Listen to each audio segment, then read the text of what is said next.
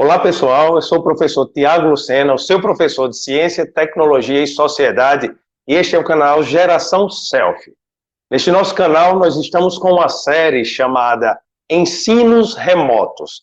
E nessa série, nós vamos entrevistando profissionais da educação, nesta primeira temporada, de diversas escolas espalhadas pelo Brasil e até outros lugares do mundo. E essas pessoas vão partilhar conosco suas experiências no ensino remoto, que com a instauração da pandemia de Covid-19 passou a ser obrigatório em todas as partes. A nossa ideia é mostrar as discrepâncias que existem nas várias formas de fazer o ensino remoto. Nós sabemos que há localidades que têm extremas dificuldades com o básico, como material e a conexão com a internet. Outros lugares são um pouco mais abastados, há escolas que têm uma estrutura que já permitia um ensino remoto bem estruturado, mas o que prevalece aqui é a criatividade dos nossos profissionais da educação de todos os cantos. E hoje nós vamos ouvir uma nova história, conhecer um pouco do relato de experiência de como tem sido, né, essa árdua tarefa de fazer o ensino remoto lá na cidade de Serra Negra do Norte, no estado do Rio Grande do Norte, no Brasil, com o secretário de Educação, Petrúcio Ferreira, que vai expor um pouco de sua experiência, como tem sido, dar para a gente algumas fagulhas do que ele espera para o ensino daqui para frente.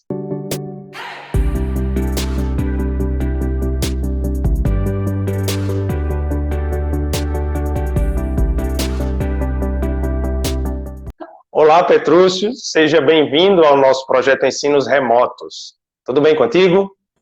Olá, professor Tiago, tudo bem? É um prazer imenso estar aqui com você, para que a gente possa discutir um pouquinho da educação nesse período tão crítico em que todos nós passamos por transformações para a realização da nossa prática educacional. E para começar essa nossa conversa, nós vamos para o nosso primeiro bloco. E nesse primeiro bloco, Petrúcio, eu gostaria que você nos falasse como é mais ou menos o perfil socioeconômico, a estrutura das escolas que vocês atendem e que tem a ver com as ideias que você vai partilhar conosco daqui a pouquinho. Então, o município de Serra Negra do Norte possui uma área territorial, né, onde a sua zona rural ela é muito extensa, e a gente possui 10 escolas. Então, essas 10 escolas, elas são 4 na zona urbana e 6 na zona rural.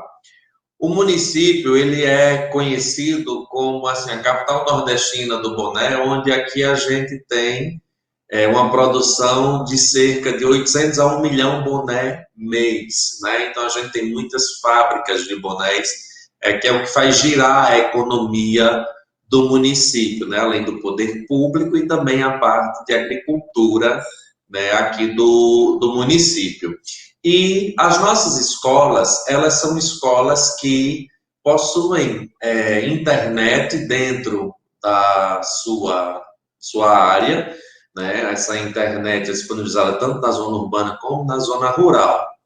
No entanto, a gente tem uma característica muito forte, que essa característica se dá à questão do interior do Rio Grande do Norte, onde no interior do Rio Grande do Norte, né, e assim em outros estados, principalmente do Nordeste, é possível você verificar a existência do velho e companheiro rádio, em que os munícipes, eles têm esse hábito de escutar o velho rádio pela manhã, e acho que é uma das ferramentas que ganhou um grande destaque, de certa forma, nacional, por termos iniciado aqui uma atividade que agregava o rádio como instrumento para as aulas remotas, que favoreceu o desenvolvimento educacional nesse período de pandemia, nesse período muito crítico que a gente enfrenta. Então eu tenho uma questão específica sobre isso, o rádio. Essa alternativa me chama muita atenção, porque nós bem sabemos, quando falamos em ensino remoto, as pessoas já lembram, né, principalmente os mais jovens, já pensam diretamente num computador, num smartphone, conectado à internet, etc. Mas o ensino remoto, ele vai muito mais longe lá atrás na história, né? Desde as correspondências, mas quando o rádio se estabeleceu, né, a coisa mudou de figura, expandiu-se a comunicação. E para muitas pessoas o rádio já parece coisa do passado, mas a comunicação via rádio ainda é muito eficaz, como você acaba de dizer, né, em muitos lugares do planeta. Mas me conta mais, como é que vocês fizeram? Eu queria saber como é que de fato funcionaram, né, as aulas, como foi essa estratégia, utilizando-se do rádio.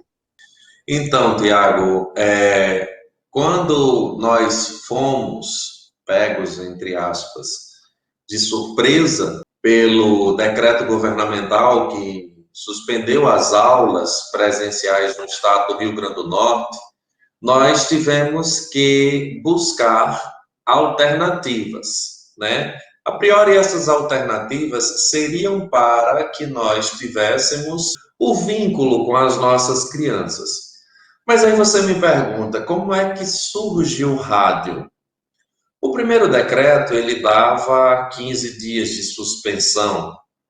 Então, a gente, a partir dos primeiros dias, sofreu um certo choque e que fez com que a gente pautasse o momento para uma reflexão, um estudo. Poxa, e se não voltar, o que vamos fazer? O que iremos fazer? Então, nós decidimos criar um guia educacional, um instrumento que pudesse atender às nossas crianças através de um arquivo em PDF, colocado nas páginas do município, nos meios de comunicação de aplicativos de WhatsApp, onde as crianças pudessem acessar e durante aquele período de afastamento da unidade escolar, ela pudesse estar desenvolvendo aspectos educativos, como leituras de livros, sugestões de filmes, a rotina do dia a dia da segunda, da terça, da quarta, da quinta e da sexta, durante toda a semana, as sugestões para o final de semana, a criação de gêneros textuais, como receitas, a construção de brinquedos, dicas de higienização. Então, a partir desse guia, nós conseguimos instrumentalizar as nossas crianças. Quando assim o fizemos chegar aos lares das diversas famílias do município, eu deslumbrei na seguinte ideia: poxa, eu estou fazendo algo para aqueles que têm acesso à internet, para aqueles que têm acesso à tecnologia, e aqueles que não têm. Então, eu brinco que eu tive uma eureka, né, como a gente costuma falar, e a gente chegou até a direção da rádio e foi conversar. A gente encontrou a parceria na Rádio Princesa da Serra para que nós pudéssemos realizar, né, um programa. E como é que seria esse programa? É o grande gargalo, vamos dizer assim. Aqui existe um hábito. Na quarta-feira, durante a sessão da Câmara Municipal, então, se elas assistem à sessão da Câmara, logo compreende-se que elas poderiam assistir a um programa educacional. Foi assim que nós conversamos com o diretor da rádio, e o diretor da rádio colocou à nossa disposição um horário das 3 às 4 horas da tarde, para que a gente pudesse realizar um programa, uma hora de programa, e que fosse levada à educação, com flexibilização curricular, pautado em cima de 3 questionamentos: o que vale a pena ensinar, para quem ensinar e como ensinar, utilizando-se das ondas do raio. E aí nós começamos, logo no primeiro gargalo, não encontramos pessoas assim, dispostas a apresentar o programa. E eu disse, eu vou lá, topa a parada. Então eu fui como condutor do programa, convidando sempre um profissional da educação, seja do município, ou amigo ou professor, né, que pudesse estar trazendo para a gente conhecimentos, agregando novos saberes aos nossos alunos, trabalhando comunidades de aprendizagem, onde a gente, a partir da nossa própria realidade, daquele local onde nós estamos inseridos, a gente pudesse compreender, né, os processos educativos existentes, como, por exemplo, o aproveitamento do guia educacional, de quantos somos dentro de casa. Ali eu estava ensinando para ele a contar quantas pessoas existem dentro de casa, quais os objetos que começam com a letrinha A, com a vogal A dentro da sua casa. E a gente foi aproveitando-se dos contextos, gerando enredos com isso e proporcionando a aprendizagem para que o aluno tivesse condições de aprender em seus lares a partir da escuta de um instrumento de comunicação e que facilitasse o seu entendimento. E assim a gente foi buscando trazer aquilo que tinha dentro de casa e agregando, né, os conteúdos escolásticos. Eu tenho, me desculpe, mas eu tenho uma dúvida específica sobre isso, é que como que vocês faziam o feedback? Como era que vocês recebiam, não sei, as atividades, como era que se dava esse retorno? Então, veja só, hoje com o advento da tecnologia, a partir do momento que a gente utilizava o rádio também, existiam aquelas famílias que tinham celular, que enviavam para a gente fotos, né, do menino ali que estava ouvindo através do rádio, uma construção de um diário de bordo, que foi o que a gente agregou para que o menino fosse juntando todas as suas tarefinhas que eram realizadas, que eram passadas pelo rádio, as dicas que eram dadas pelo rádio, que ele pudesse estar ali notando no seu caderninho, e esse momento depois, por exemplo, na entrega do kit de alimentação escolar que tinha do município, a gente pudesse estar recebendo os feedbacks, as próprias orientações para a construção de atividades impressas entregues pelas unidades escolares, a gente tinha neles o feedback. E o feedback maior, Tiago, era quando a gente passava na rua, as pessoas muitas vezes ouviam o programa e assim, poxa vida, mas não teve um alô para mim, não teve um abraço para mim, a gente era cobrado na rua de dizer, olha, eu estou escutando o seu programa, viu? Eu escuto o seu programa todos os dias, você manda um alô para mim. E uma coisa que foi bem marcante, Tiago, que eu sempre faço questão de relatar, é que, por exemplo, um conselheiro tutelar participou do programa e foi trazer sobre os direitos e deveres da criança ou adolescente, fazendo uma formação de educação cidadã. E nessa formação do programa Educa Quarentena, ele relatou que algo que chamou a atenção dele foi que ele estava na zona rural fazendo uma visita a uma família, e nessa visita à família, conversando com a criança, perguntou qual era o sonho que a criança tinha. A criança disse que sabia da existência do programa Educa Quarentena e o sonho era ter um rádio em casa para escutar o programa na sua própria casa, sem precisar se deslocar até a residência do vizinho, que lá tinha rádio, e todos os dias ele tinha que ir até lá para poder ouvir o programa, para poder ter acesso à educação, que na casa dele era uma casa muito humilde, mas não tinha um rádio.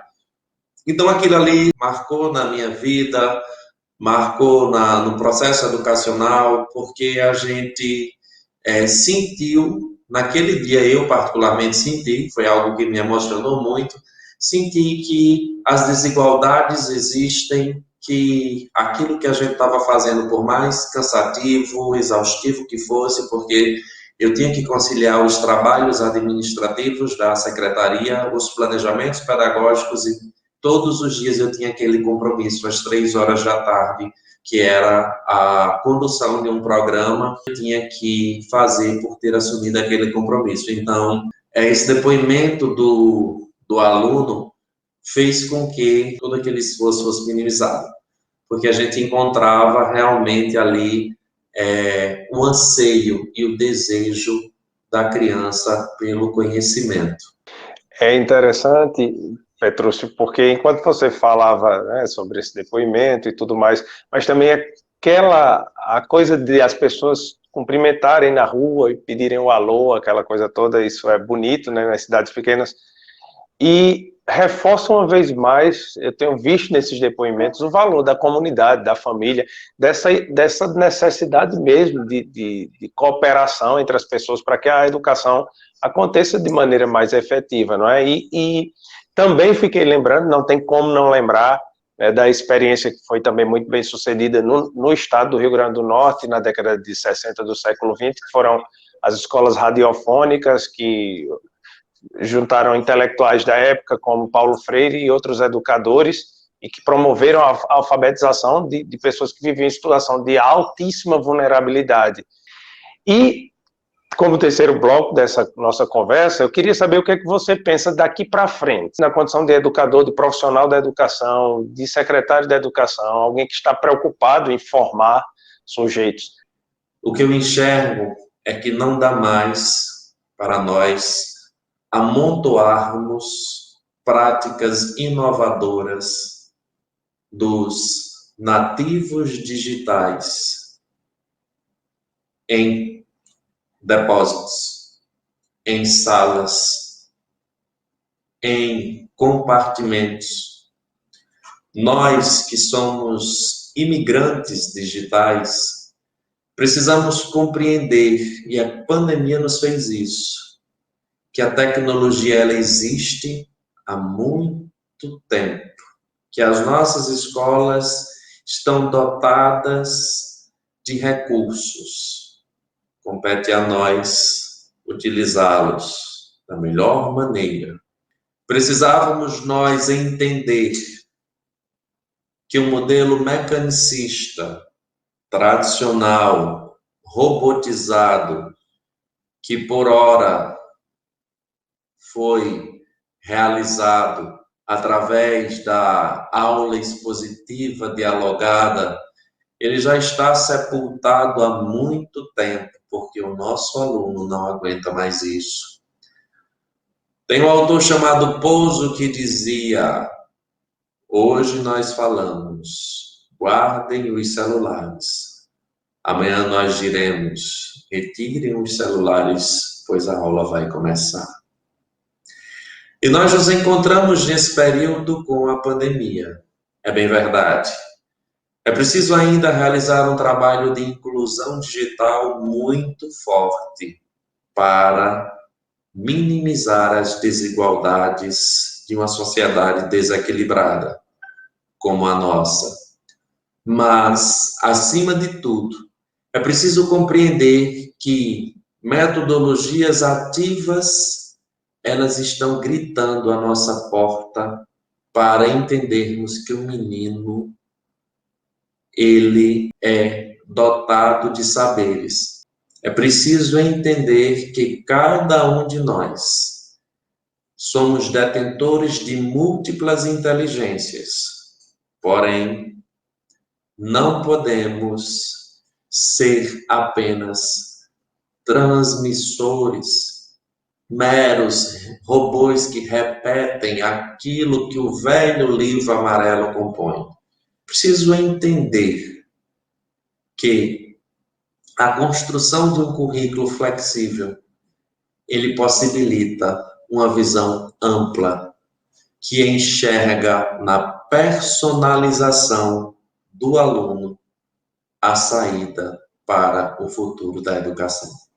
É de fato, quando você diz, né, já não dá mais para estar instalado em modelos dos séculos anteriores, muito embora eles sirvam de referência para a gente, mas é preciso dialogar e comunicar com os alunos, estando impregnados do cenário atual, né? Petrúcio, muito obrigado por sua participação neste nosso projeto. Parabéns pela iniciativa, parabéns por prestar atenção na realidade do local. E, se você quiser fazer mais alguma consideração, fique à vontade.